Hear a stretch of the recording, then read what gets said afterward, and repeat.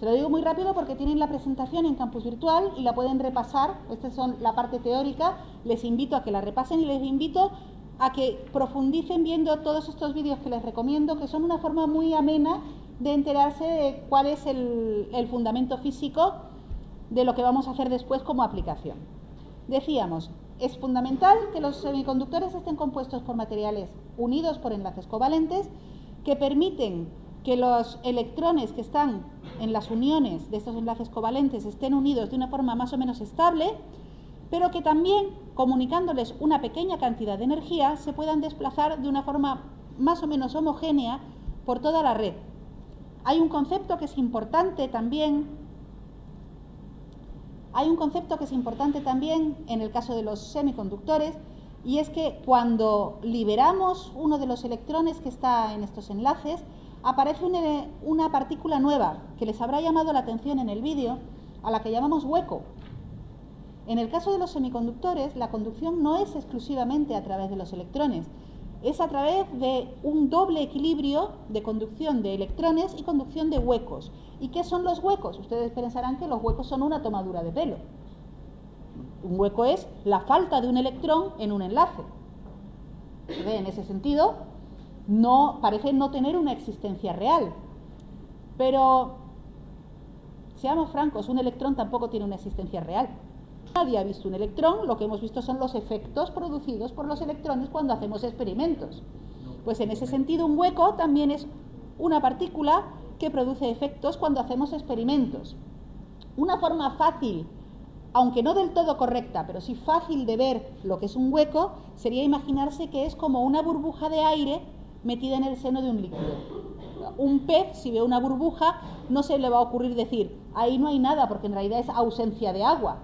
Para un pez una burbuja es un objeto que ofrece cierta resistencia cuando lo intentas empujar, que tiene una masa por la cual ofrece esa resistencia cuando intentamos cambiar su estado de movimiento, que tiene unas propiedades físicas que le hacen parecido a un objeto cualquiera de los que puede encontrar en su entorno.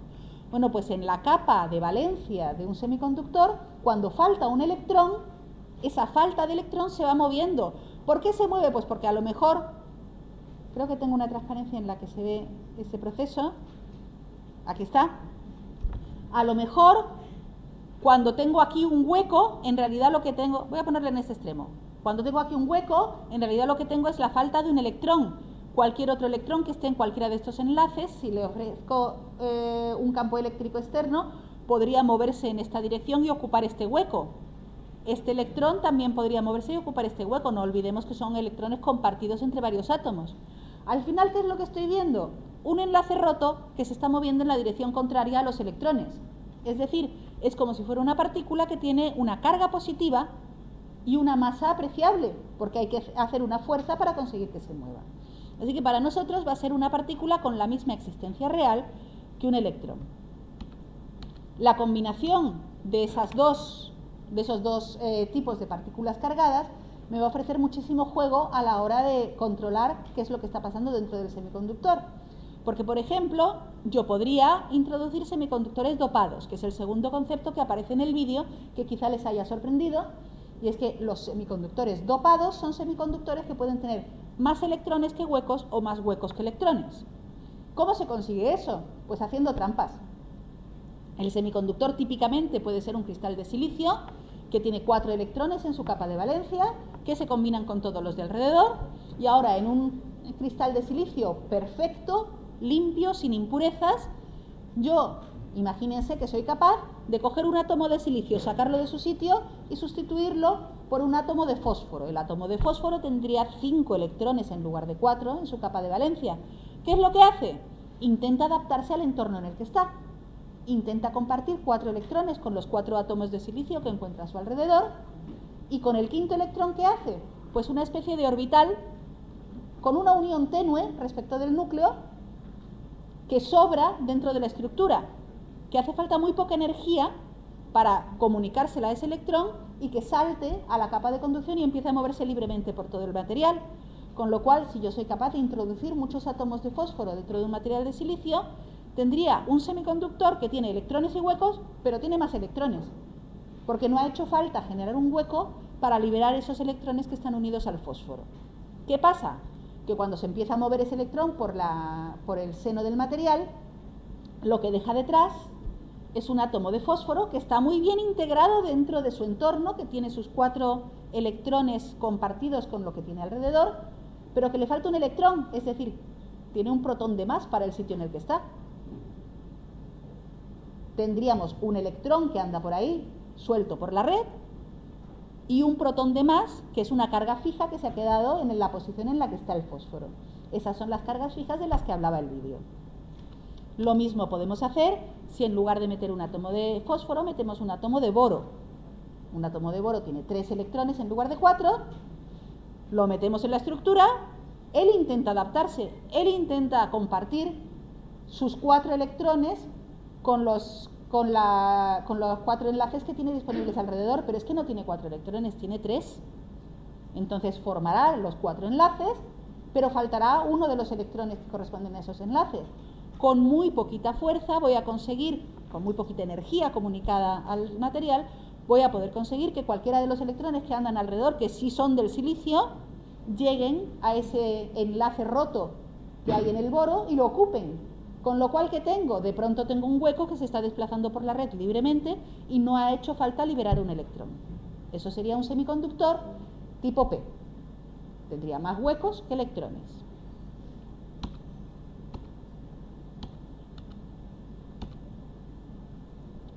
Cuando estudiamos la unión PN, tal como acabáis de ver, se crea por el efecto de la difusión. ¿Qué es la difusión? Es un concepto nuevo también para vosotros, pero que es importante dentro de este tema, y es que los electrones y los huecos, como ya hay 2 distintos, ya no solamente tenemos electrones, ahora tenemos electrones y huecos, vamos a tener que hablar de una nueva tendencia que tienen a moverse y que no depende del campo externo, que depende de la concentración que tengamos en cada punto. La difusión es un proceso que ustedes conocen bien en otros campos. Por ejemplo, imagínense que alguien de ustedes, de pronto, un fumador, seguramente habrá algún fumador en la sala, pues uno de ustedes de pronto no puede aguantar las ganas de fumar, pero la lección que estamos dando es tan interesante que tampoco se la quiere perder y piensa, ya está, como hay mucho hueco al final de la clase, me voy ahí al rincón, enciendo un cigarrillo y como estoy fumando allí, pues aquí no le va a molestar a nadie. Aunque no hubiera corrientes, que las hay, pero aunque no hubiera corrientes de aire en la habitación, el hecho de que de pronto empezara a haber una cierta cantidad de un gas distinto en un extremo de la habitación, como ese gas tiene una cierta energía térmica y se está moviendo aleatoriamente, pues ese gas terminaría difundiéndose y ocupando todo el volumen de la habitación. Y en cuestión de segundos, desde la parte frontal de la clase, habría alguien que diría, oye, huele a tabaco. ¿Vale? Pues este proceso exactamente igual se produce entre los electrones y los huecos. Si yo soy capaz de unir un trozo de material tipo P con un trozo de material tipo N, tenemos 2 cajas aquí en el centro con concentraciones de portadores opuestas. A la derecha hay muchos electrones y a la izquierda hay muchos huecos. Estos electrones y estos huecos son como 2 gases que estuvieran en contacto pero sin mezclarse, se empiezan a mezclar. La diferencia está en que como estas partículas están cargadas y están dejando carga espacial a su espalda, están creando una situación en la que permanentemente hay un intento de difundirse hacia las zonas opuestas, pero también al difundirse se crea carga espacial a su espalda, es decir, hay una tendencia a volverse hacia atrás porque hay una atracción electrostática que les lleva hacia atrás. Esas 2 fuerzas crean un equilibrio que hace que en el equilibrio se alcance un estado en el que la difusión compensa exactamente el campo eléctrico creado en el interior. Y este es el punto importante que va a hacer que el diodo conduzca en una dirección sí y en la opuesta no. Porque si yo disminuyo ese campo interno lo suficiente como para que los electrones y los huecos tengan libertad de difundirse, el diodo va a conducir. Y si yo amplío ese campo interno, el diodo se va a cortar. Los 2 procesos son estructuralmente, intrínsecamente diferentes. El proceso de conducción sería lineal, el proceso de conducción sería exponencial, hago disminuir el ancho de la zona de carga espacial, de la zona intermedia, y hay difusión, y la difusión es un proceso típicamente exponencial porque depende del número de portadores, no depende del campo externo, depende del número de portadores disponibles. En cambio, si ensancho la zona de carga espacial, lo que estoy haciendo es aislar cada vez más, pero aislar de una forma lineal. Ahí sí la conducción sería única y exclusivamente debida al campo eléctrico. Por lo tanto, en directa tenemos una conducción exponencial y en inversa tenemos una conducción lineal. Esto se puede representar en forma gráfica diciendo que la dependencia, ¿dónde tengo? Aquí, que la dependencia de I respecto de V en esta gráfica sería para cualquier voltaje positivo exponencial, esto es la difusión, y para cualquier voltaje negativo sería lineal. Realmente esto es una zona de corte. Ambas dependencias las podemos unir en una sola fórmula. Esta fórmula se llama la ecuación de Shockley, pero no les pido que se la aprendan de memoria, no les pido que la utilicen realmente en los problemas, no la vamos a usar este curso, solamente quiero que sepan que existe y que esta es la base de las aproximaciones que haremos después. Esta ecuación, fíjense, si yo estoy hablando de una tensión, esta es la tensión del diodo, esta es VD, sería la tensión que hay, si yo pinto aquí un diodo, sería la tensión que hay entre los extremos del diodo en esta dirección, ¿vale? Poniendo aquí la tensión positiva y aquí la tensión negativa. Entonces, cuando la VD es positiva, fíjense que la exponencial, esta VT es típicamente pequeña, depende de la temperatura ambiente. VT es habitualmente de aproximadamente 25 milivoltios, es decir, para una tensión directa muy pequeña, esta exponencial ya se nos hace muy grande. Con lo cual la dependencia en el semiplano positivo es típicamente exponencial. Sin embargo, cuando VD es negativa, por poco negativa que sea, esta exponencial ya tiende a cero, con lo cual, para tensiones inversas, la línea de dependencia tiende a hacerse estable y sub D es aproximadamente constante e igual a I sub S. ¿Vale? Por este lado es exponencial y por este lado es constante e igual a I sub S. Esta es una característica que a nosotros nos viene muy bien, porque nos permite hacer aproximaciones tan burdas como esta. Fijaros esta gráfica en comparación con esta otra. ¿Qué es lo que estoy diciendo? Estoy diciendo que para inversa, el modelo que yo voy a adoptar va a ser de corte completo, es decir, la diferencia de potencial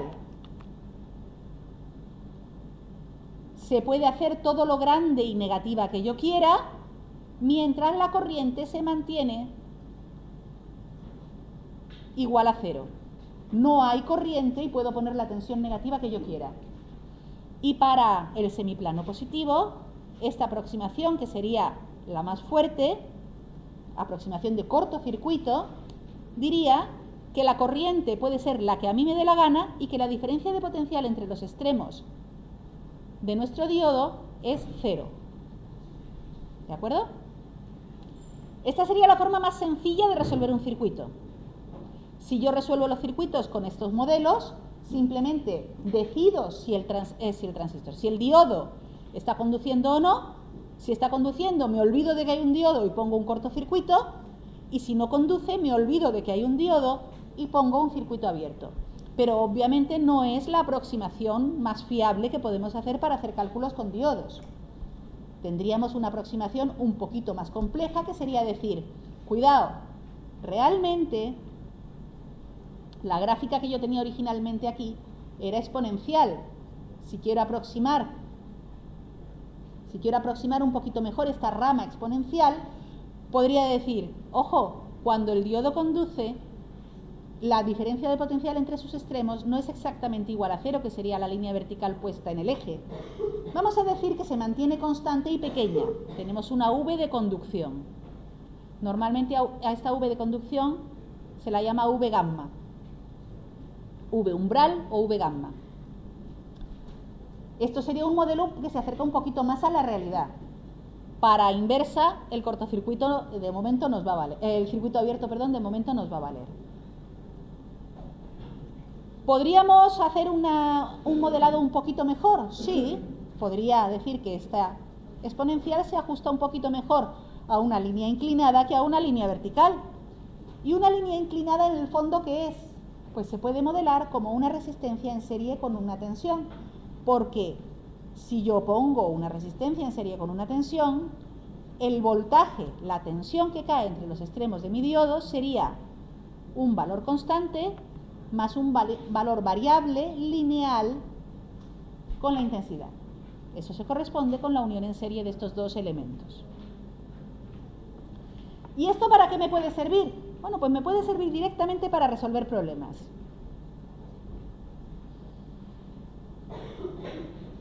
Vamos a hacer un ejemplo.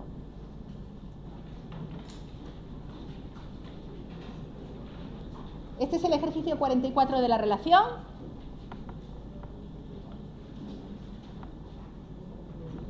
En este ejercicio solamente nos piden determinar qué diodos conducen y cuáles no. No nos dan más detalles. Si no nos dan más detalles, cojo la aproximación más sencilla que pueda.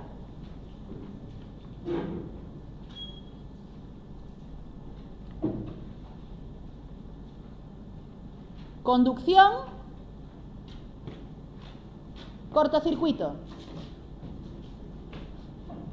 Inversión, circuito abierto. Ese va a ser el modelo que yo voy a utilizar. Y ahora, la forma de trabajo que yo voy a utilizar con mis diodos siempre va a ser la misma. Yo voy a decir, primero,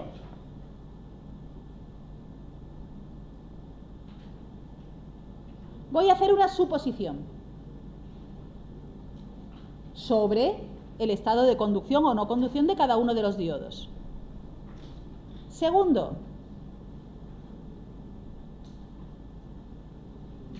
voy a hacer la resolución del circuito con la suposición de partida. Y tercero,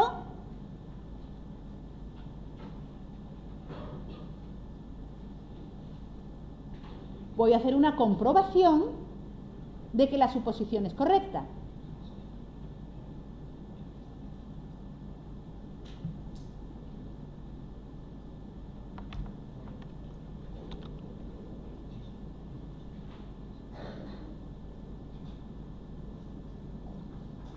¿La comprobación era correcta?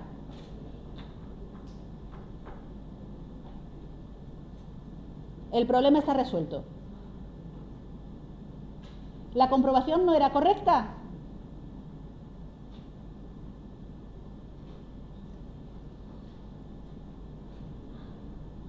Pues vuelvo a la primera casilla y hago otra suposición que sea más razonable.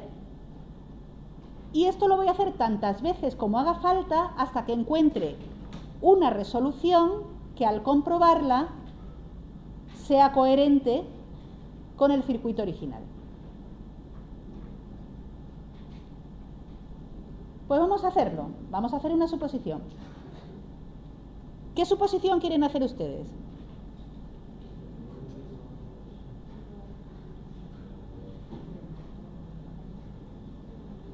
Tengo que hacer una suposición sobre conducción o no de mis tres diodos.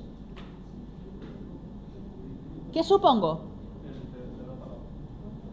El tercero has dicho encendido, ¿no? El tercero apagado y los dos primeros.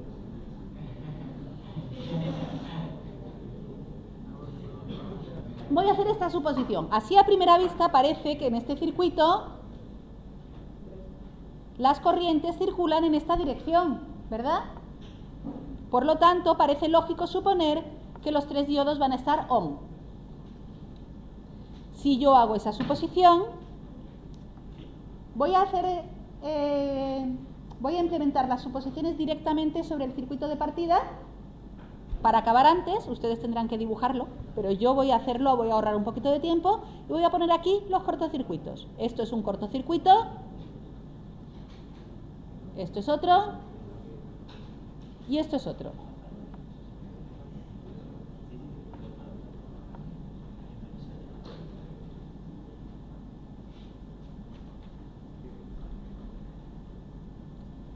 Ya he hecho la suposición, toca hacer la resolución.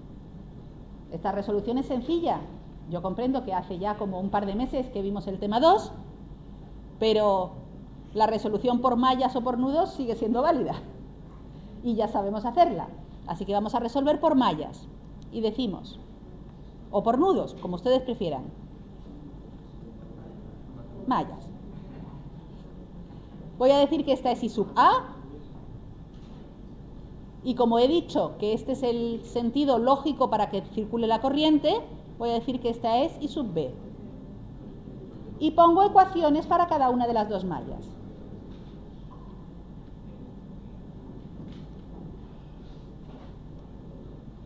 Diría, 12 voltios es igual, dime. Por malla no tiene que ir la otra intensidad de la misma. No es necesario que vayan en la misma dirección. No es necesario, siempre que seas respetuosa con en qué dirección van las corrientes a la hora de elaborar las ecuaciones de las mallas. ¿Vale? Yo en el tema 2 normalmente las pongo siempre del mismo sentido de giro para no equivocarnos. Pero aquí, como estoy viendo las dos fuentes, que ambas tienen el nodo positivo hacia arriba, pienso que si esto está conduciendo de verdad todo, tienen que circular las corrientes en esta dirección. Cuando lo resuelva en esta dirección, si tengo razón, I sub A e I sub B me tienen que salir las dos positivas. Pues lo veo más sencillo así. Yo siempre pongo las corrientes en el sentido que sea más sencillo. ¿Que a ti no te gusta? ¿Que quieres poner la I sub B al revés? Ponla al revés. Bien, 12 voltios sería igual a I sub A, que multiplica a 10 más 5, 15K.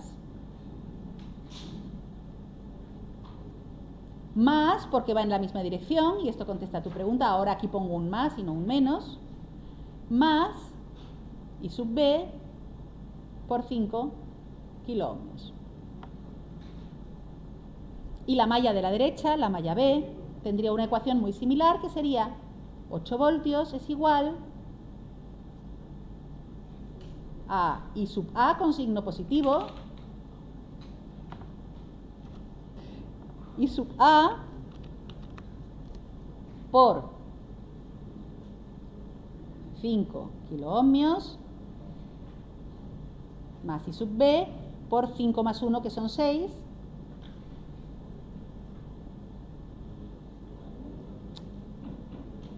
ahí, 6 kiloohmios. Estas serían nuestras dos ecuaciones.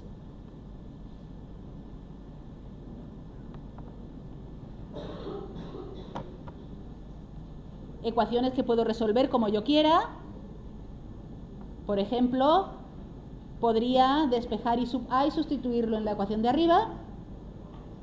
También se puede resolver por Kramer, si queremos ser muy sistemáticos.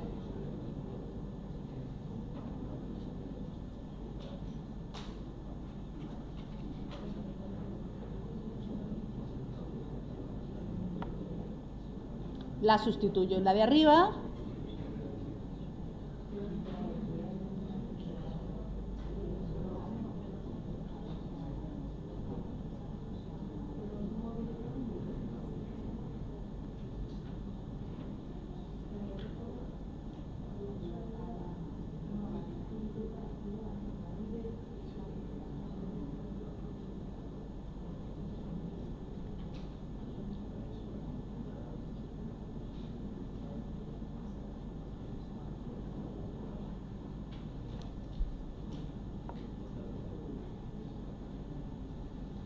Aquí hay 15 kiloohmios que me he comido, ¿verdad? Ahí. Vamos a ponerlo bien para que se lea bien.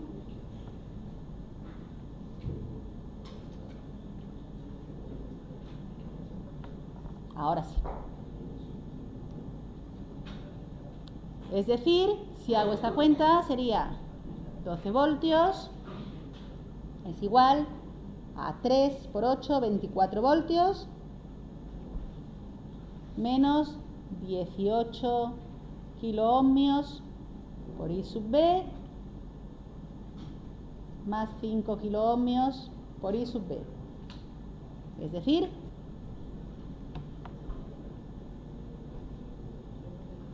menos 12 voltios partido por menos 13 kiloohmios, que sería aproximadamente igual a 0,9 miliamperios, ¿no? Lo sustituyo en I sub A.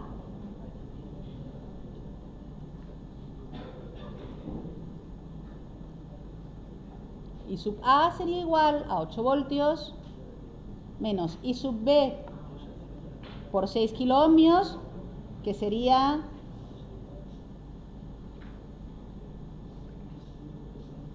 5,4 voltios aproximadamente, ¿no? Partido por 5 kiloohmios.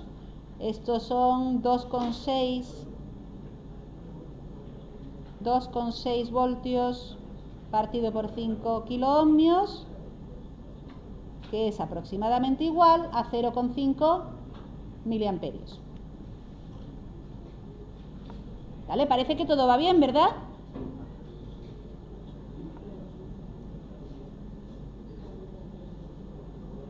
Es decir,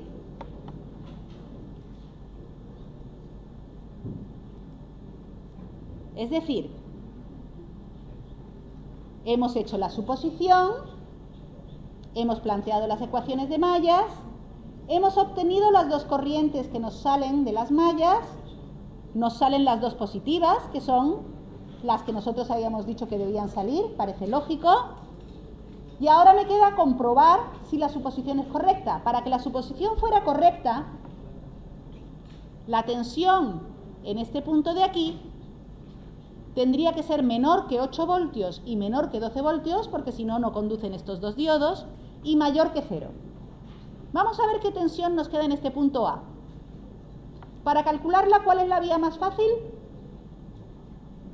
La diferencia de potencial entre los extremos de esta resistencia. V sub A sería igual a I sub A más I sub B. Se suman porque van en la misma dirección, multiplicado por 5 kiloohmios. I sub A más I sub B sería aproximadamente 1,4 miliamperios por 5 kiloohmios. Y esto es aproximadamente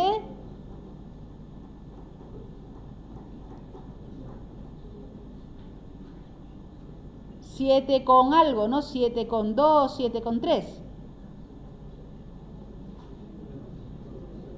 7 justos, ¿no?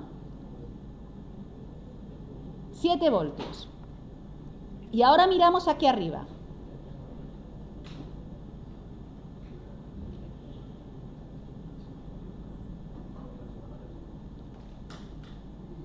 VA es igual a 7 voltios. Fijaros, este diodo tiene una VD1 es positiva, VD2 es positiva y VD3 es positiva. Por lo tanto, los tres pueden conducir y los tres están recorridos por intensidades positivas también. Por lo tanto, el sentido de la corriente es coherente con el estado de conducción de nuestros diodos. Así que nuestra suposición, la que hicimos al principio, sí era correcta. Con lo cual, nosotros confirmamos la suposición inicial y cuando la hemos confirmado, es en ese momento en el que podemos afirmar que la solución del problema es esta. ¿De acuerdo? Si nos hubiéramos equivocado, ¿qué hacemos? Pues cambiamos uno de los tres y volvemos a resolver el problema. Pues con eso lo vamos a dejar por hoy.